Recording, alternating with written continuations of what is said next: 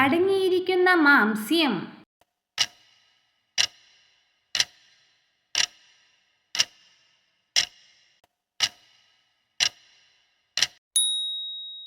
Casein.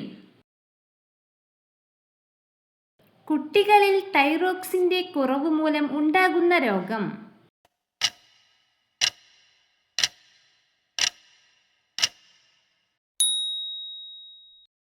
ക്രിപ്റ്റിനിസം.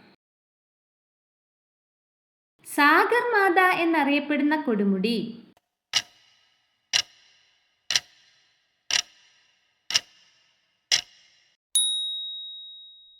Everest.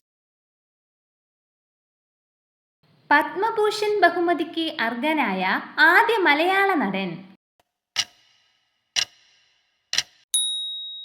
Prem Naseer.